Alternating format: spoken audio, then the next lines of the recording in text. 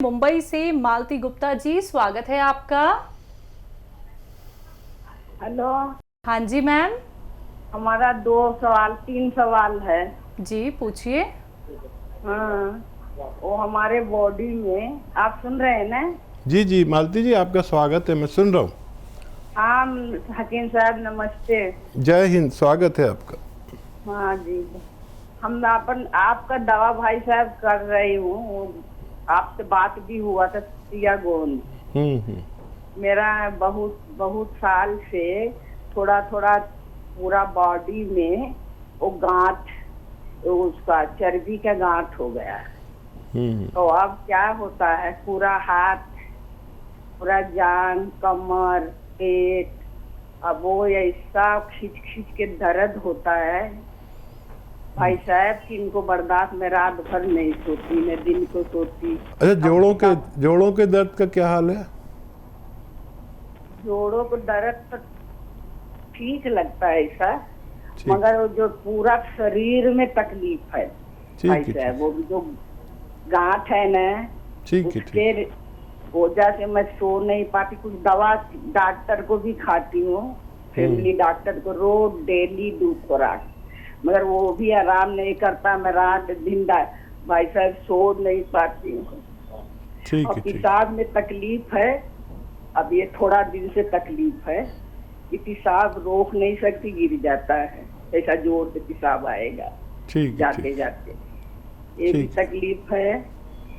और अच्छा दवा आप बता दे भाई साहब, मैं छुटकारा पा जाऊँ रोग से। ठीक है।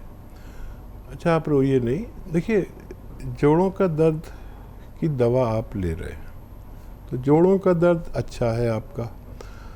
ये गांठों के दर्द के लिए गांठों को पिघलाना होगा, ठीक है। और मैं एक नुस्खा बता रहा हूँ, वो आप लेना शुरू करें, लेकिन इसमें टाइम बहुत लगेगा। जोड़ों का दर्द ठीक हो गया, बहुत अच्छी बात है, लेकिन गांठों का दर्द अलग होता है, जोड़ों का दर्द अलग। डॉक्टर की भी दवा आप ले रहे हैं, बहुत अच्छा कर रहे हैं, लेकिन देखिए एक चीज़ आती है लाजवंती, याद रखें, लाजवंती, बारीक बारीक दाने आते हैं, हिंदी में इसे लाजवंती कहते हैं। और पंसारी के यहाँ भी मिलती है, दवा बेचने वालों के यहाँ मिलती है, बारीक बारीक दाने हैं।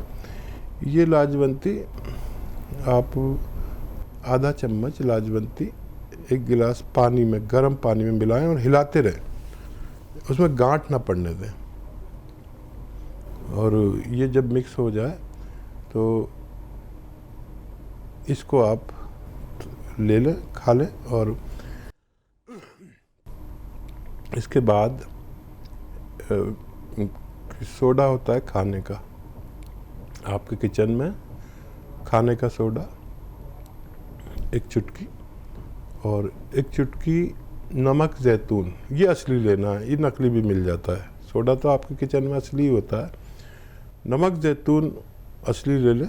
और 1 चुटकी नमक जैतून, 1 चुटकी खाने का सोडा, 2 गिलास पानी में मिलाएं और दिन में कम से कम 1 बार, ज़्यादा से ज़्यादा 2 बार इसको पी लिया करें। बहुत टाइम लगेगा, लेकिन फ़ायदा होना मुमकिन है। तो मैम आपको फ़ायदा हो जाएगा, लेकिन आप ऐसे हिम्मत बिल्कुल मत हारिएगा।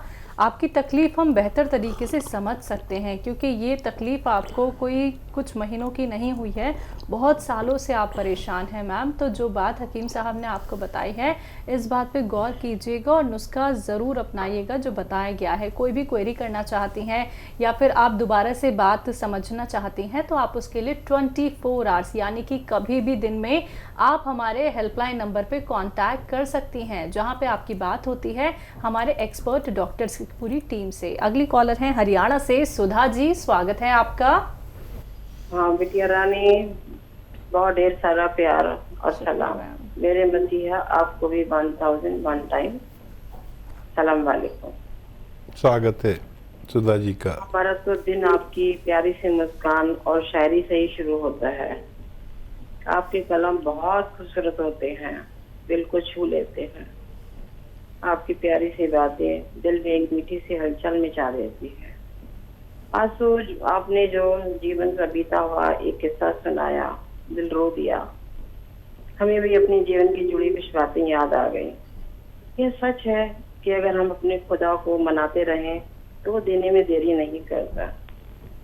शुक्र और सब जिसने सीख लिया वह एक न एक दिन खुदा की रहमत का हकदार बन ही जाता है। सच बात, सच बात। आज आपने जो कुछ भी है अपनी काबिलियत की वजह से है। आप भगवान के बहुत करीब हैं। आपने अपना जीवन अपने ने नहीं हम सबके लिए जीते हैं, इसलिए आप खुदा आप पर मेहरबान है। आज प्रोग्राम देख लिया आपने? जी हाँ, आप खुद भी रोते हैं और हमें भी रुलाते हैं। खुदा से दुआ करती हूँ आप हमेशा स्वस्थ रहें, सलामत रहें, आपकी सारी बलाएं ले लें। दिल करता है सारी दुनिया की कायनात तुम्हारे कदमों में लाकर बिछा दूं, शायद वह भी कम होगा। मेरा ही नहीं, तू सबका दाता है, सभी को सब कुछ देता है, दिलाता है। जो खाली था दामन मेरा उन्हीं ने भरा है। तेरा शुक्रिया है, तेरा शुक्रिया है। बहुत धन्यवाद। कोई सवाल भी है सुधा जी आपका? बहुत धन्यवाद आपका। जी हाँ, मेरा एक सवाल है। मैं यही पूछ रही थी जो अभी शैलजा ने किया। मैं भी सोची थी मैं जैतूनी नमक और मीठा सोडा लेती हूँ, 1 चुटकी और 2 चुटकी वो लेती हूँ जीरा। तो मेरा मन है कि मैं सिरके में वो डाल के ले लूँ, जो जीरे का सिरका मैंने मंगाया है आपके यहाँ से, उसमें 1 चुटकी जैतूनी नमक और 1 चुटकी वो डाल के ले लूँ। मीठा सोडा ज्यादा अच्छा रहेगा क्या? हाँ, उसमें या जरूरत नहीं है? हाँ, जीरा तो डालने की ज़रूरत नहीं है, वो जीरे का ही सिरका है। बाकी दोनों चीज़ें आप डाल के ले सकते हैं, तो वो बहुत तेज़ काम करता है। और बहुत शुक्रिया। देखिए, आप हमारे सारे प्रोग्राम देखते हैं, हमसे जुड़े हुए। हमारे लिए दुआ आपकी बहुत कीमती है, बाकी कुछ भी कीमती नहीं आपकी दुआ के आगे। और बस ऐसे ही जैसे आप लोगों की सेवा करते हैं, करते रहें, हमारे साथ जुड़े रहें, और हम भी आपके लिए बहुत अच्छी सोच रखते हैं। बिल्कुल। अगली कॉलर हैं पंजाब से लता जी, स्वागत है आपका। नमस्कार मैडम जी। जी नमस्कार मैम। हाँ जी, नमस्कार। नमस्कार वीर जी। स्वागत लता जी का। हाँ जी, अभी जी मैं ये पूछना चाहती हूँ, आप बताते हैं ना एक सूखी खांसी और सर्दी वाली खांसी। हाँ जी, सूखी खांसी में हम क्या लगे नुस्खा देने के, वो ही देना है उनाव वाला ही? ठीक है। खांसी 2 किस्म की होती है। अक्सर लोगों को एलर्जी और सर्दी वाली खांसी होती है, और किसी किसी को गर्म खांसी हो जाती है। तो उसमें यही नुस्खा दे सकते हैं, लेकिन इसमें 1 ग्राम गोंद मोरिंगा मिला कर दें। 1 ग्राम गोंद मोरिंगा मिला कर दें। गोंद मोरिंगा 1 ग्राम काफ़ी होता है।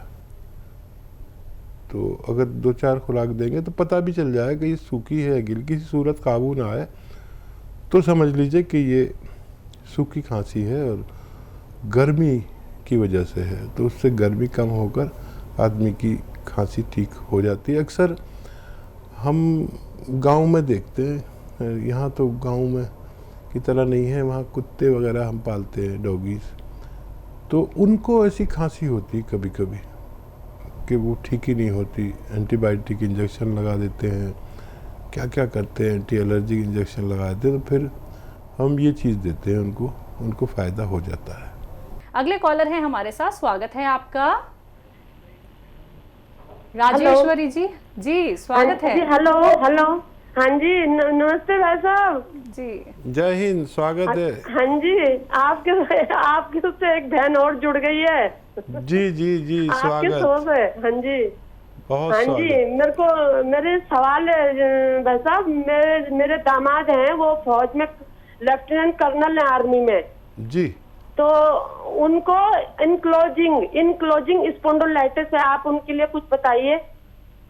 ठीक है, मेरी तरफ से उनको जय हिंद बोलें। और देखिए, ऐसे बैठे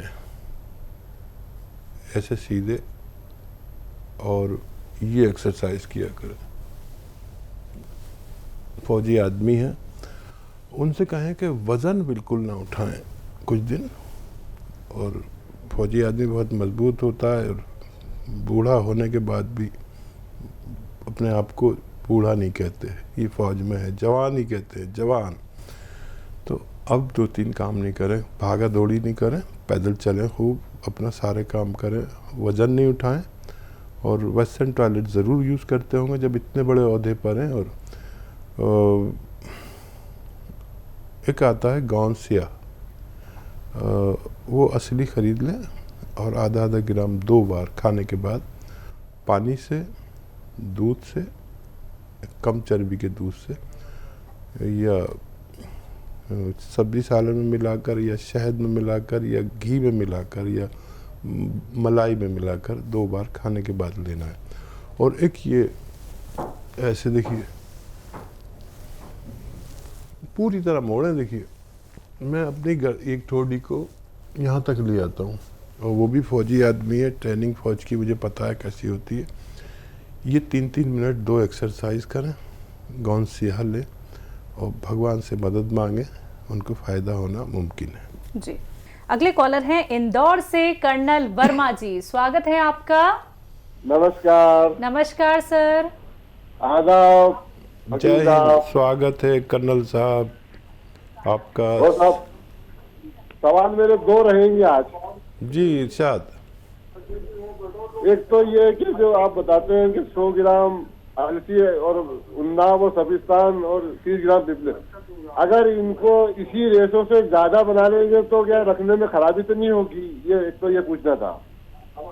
और दूसरी 2 सवाल और भी हैं। और एक सवाल और था ये कि जैतून के सिरके से भी हार्ट ब्लॉकेज खत्म हो जाती है, सब कुछ हो जाता है।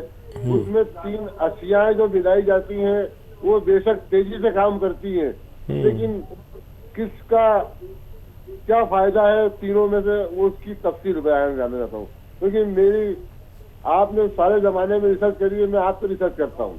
क्योंकि अभी हाल फिलहाल में एक साहब को पाइल्स हो गई थी, तो उनको मैंने वो सौंठ और अलसी और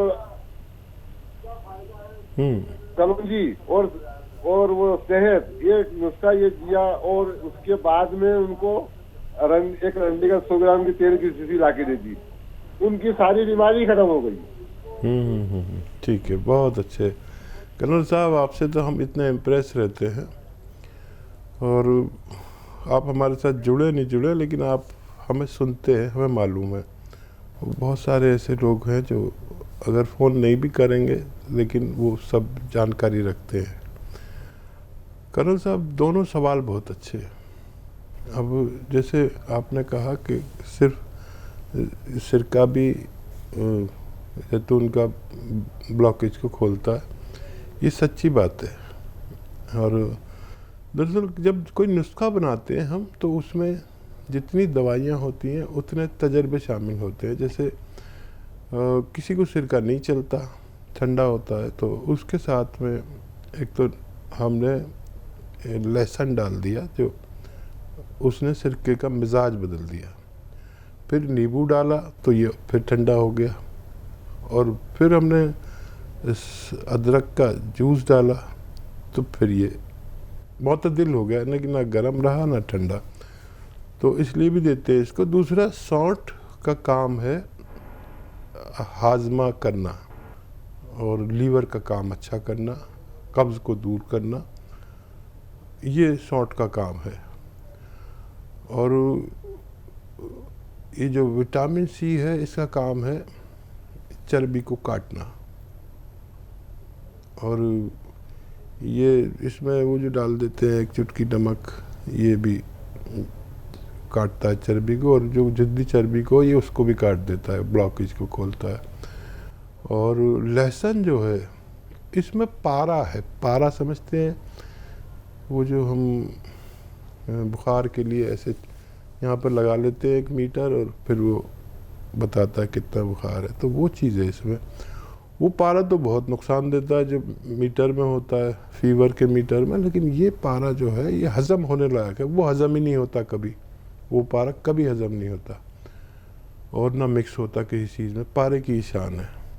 और ये पारा जो है लहसुन में, ये खून में मिल जाता है और खून को साफ़ करता है, स्वच्छ करता है, और जहाँ जहाँ तेज़ी लाता है उसमें, इस काम को करने में तेज़ी लाता है। हज़म तो करता ही है, चर्बी का दुश्मन है, और जहाँ जहाँ ज़िद्दी चर्बी ब्लॉकेज बनाती है उसको फिर ये मजबूर कर देता है इसे खोलना। और वर्मा साहब इतने फ़ायदे हैं एक एक चीज़ के, आपको भी बहुत तजर्बा हो गया और आने वाले समय में और ज़्यादा तजर्बा होगा कि ये जो हम किचन में चीज़ें यूज़ करते हैं, अगर हम सही मात्रा में यूज़ करें तो ये दवाओं की नौबत ही ना आए। जैसे आपने किसी को नुस्खा दे दिया सौंठ का, तो बवासीर के मरीज़ थे और उनकी बवासीर ही ख़त्म हो गई, तो इसने हज़म ठीक किया। हज़म ठीक किया तो बवासीर कहाँ से रहेगी? हज़म ठीक कर लीजिए, बवासीर का नामो निशान मिट जाता है। और क्या सवाल था इनका?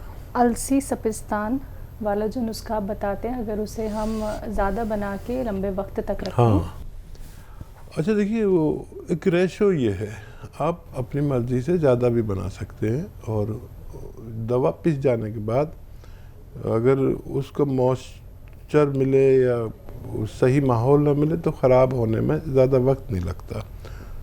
तो बना तो कितना भी सकते हैं, और जो वैसे मरीज़ नहीं हैं,